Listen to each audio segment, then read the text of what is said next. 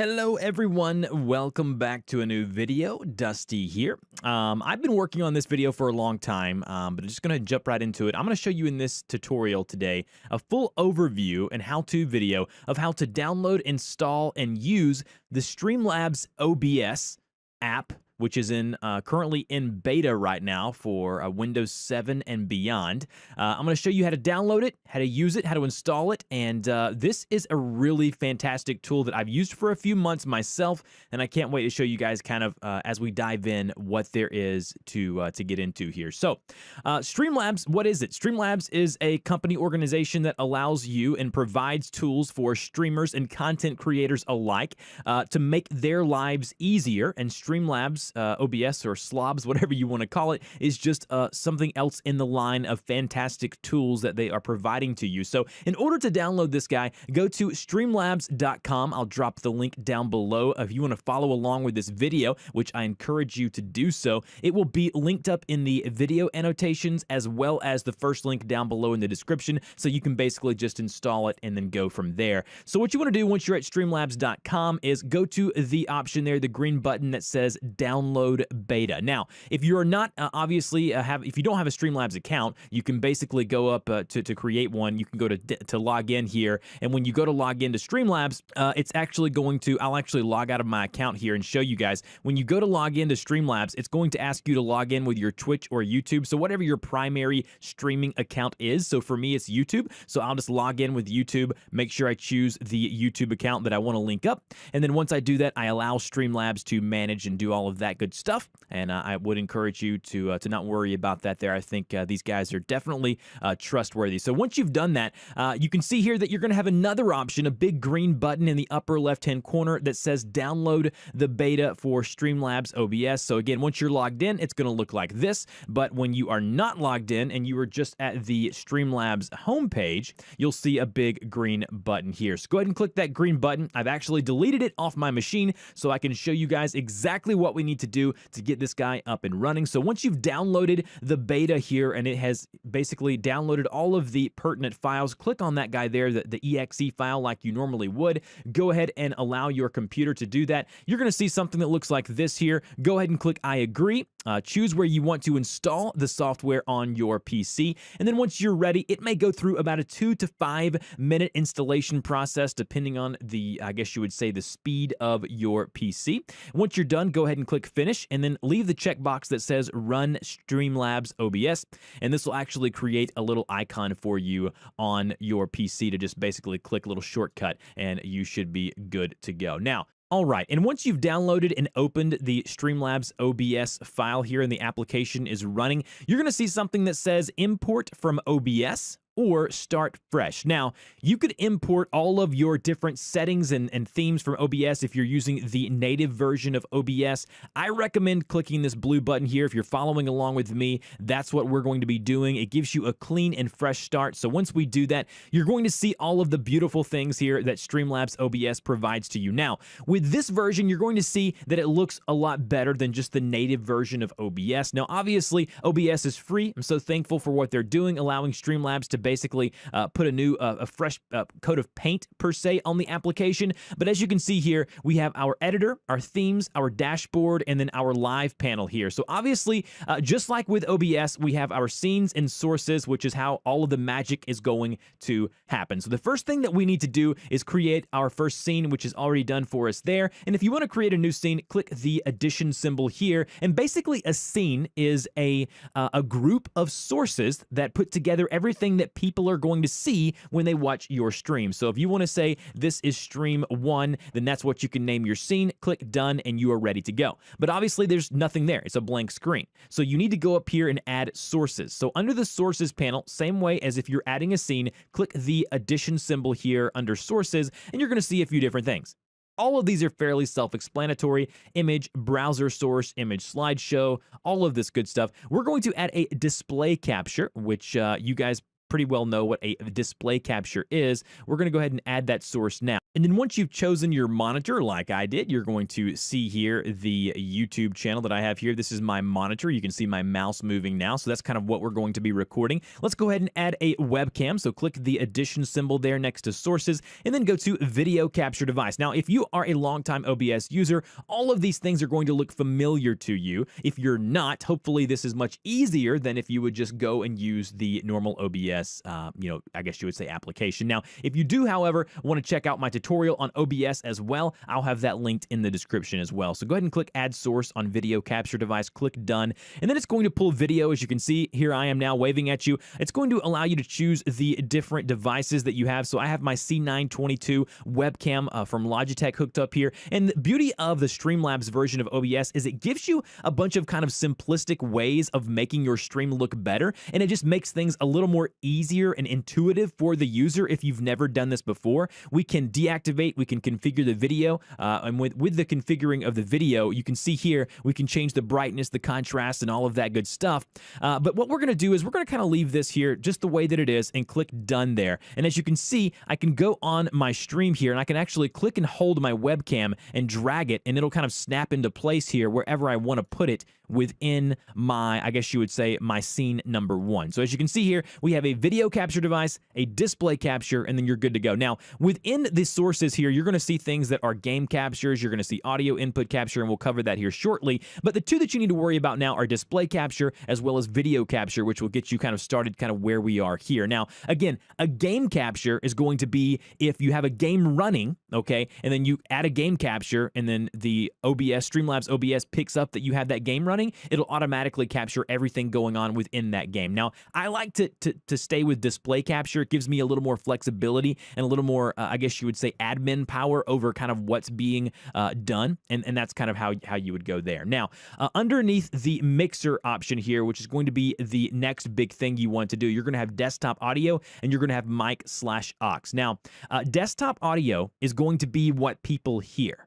So the desktop audio you want to capture from your PC. So you want the game audio or the songs that you're playing for your stream, you want them to be playing over your stream. And so you can adjust that here. So what you need to do is click the little gear icon here that says Open Advanced Audio Settings, and then we're going to see a few different things. Now, under Advanced Audio Settings, you're going to see your desktop audio, you're going to see your mic, and you're going to see your video capture device. Now, under desktop audio, I would encourage you to decrease that volume level down to, I would start at around 50, and then once you've done that, leave your mic at 100%. We can adjust that later, and then once you're done there, click the X, get away from that. Now, under the desktop audio, click the gear icon there. So just click Properties like I did there, and then the device is default. So for me, I actually want it to be everything that comes into this here. So everything that comes into my speakers, you need to figure out what your desktop audio is coming from. And then once you've done that, click done. And then now whenever I play audio like on my computer like this, as you can see, that desktop audio there is going left to right. So I know it's picking up. So in order for you to test this, you need to play some audio on your PC and see if you get the lines like I saw here as if it's registering audio. And as you can see under my mic here, that's getting good reception here, but it's probably not the correct microphone. So in order to select your microphone, click that gear icon underneath microphone, go to properties like we just did. The device needs to be changed from default. So for me, it needs to be my Scarlett 2i2, which is my audio interface, and then click done. And then now, as you can see, it's picking up the audio from the microphone that I want it to pick up from. Now, once we've done all this, once you have your scene set up, you've got your audio ready, you've got your video ready, you're ready to play some games, or you're ready to stream for your business on your YouTube channel, whatever the purposes of this may be, you, my friend, are now ready to dive into a few other things. Now, We've talked about the editor, which is this here, but the beauty of the StreamLabs OBS is that it also has a couple other things. So the next thing I'm going to show you is your dashboard. So underneath your dashboard here, once you've logged in, not only do you have the beauty of the StreamLabs OBS to kind of stream from here, but you also have everything that they provide on their website. So it actually shows you all of your recent stuff, all of your recent donations and subscribers. You can go to My Donations to see where people have donated to you. You can actually go here under your donation settings and change that. You can add widgets here. So like all of the things that you see, let's say you want to add a donation ticker or a stream labels or event list, everything that you see people do with their streams where things are coming up on their stream as people are subscribing, as people are donating, all of that basically can be done here. So like the event list, all of these here that are going to show as people are subscribing, we can basically copy. So let's go ahead and copy that. So let's copy the URL here, go back to our editor here, and then go to our sources, click the addition symbol, and then what you're going to want to do here is go to browser source. Anything you add from a URL will always be browser source. Click add source, and then what you can do is you can change the name if you want, click done, and then go ahead now and paste that URL that we just did. So we'll go ahead and paste that URL, click done, and now what's going to happen is you can see now I have the event list here. As people subscribe and donate, it's coming up as a wonderful list here above my webcam. And that's not the only thing you can do. I mean, with the dashboard here, you can see that there's many more widgets. There's the goals widget, the stream boss widget, the chat box, the viewer count. There's so many things natively within Streamlabs, and if you guys want me to, I can do a much more in-depth video of this showing you how to set all of that up. But if you want to add any of these, you just do it via a browser source, which is where I showed you just a few seconds ago. Now, another cool feature is the themes that they provide to you. So basically, Streamlabs OBS allows you to set up and utilize all of these scene themes. So basically what you can do is, let's say, oh, I really love, I'm playing God of War, or I'm doing this, and I want my stream to look like this one here. And then once you're satisfied with the way it looks, go to install overlay. And then once you install it, it adds as a fresh scene collection in your editor. And so now under editor, you can see basically it's giving you all of these things. So as you can see, here I am live. Here's my BRB screen, my ending, my offline. It gives you all of that stuff. And then under live here, when you go live, it's going to basically show you a list of things that are happening minute by minute as people subscribe, as people follow you. Again, there are just so many different things that you guys can do. And I encourage you, if you haven't already, download the Streamlabs OBS application. You will not regret it. Hopefully you guys found some value out of this. I truly believe that this is one of the better apps for people wanting to get into streaming because of how easy it is. And so it's one of those things to where I really think you guys should look into it. And so once you're ready, once you're done, go back to your editor. And then when you're ready to go live, you hit that big go live button. But you may be thinking to yourself, well, is that all I have to do? And you've got one more step. So the last step you got to do is go up here in the right-hand corner where you see settings, go to settings, and then right here where you see stream, you've obviously got to choose your streaming service. So we'll change this from Twitch or YouTube or Mixer or Facebook, whatever we want to stream to, and then go ahead and paste our stream key. If you want to know how to find your stream key on YouTube or on Twitch, I have videos showing you how to do all of that stuff. I can link those in the description of this video as well. Once you've set up everything here and you've linked it to your Twitch or YouTube account, click the green done button, and then all you need to do next is go to the green go live button here. And then once you do that, it'll count down 3, 2, 1, and you are off to the races. You are streaming. Now, I would encourage you a few pro tips here under settings. One of the things that I would encourage you to do is go to output and then go down here and look and see kind of what your bit rate is.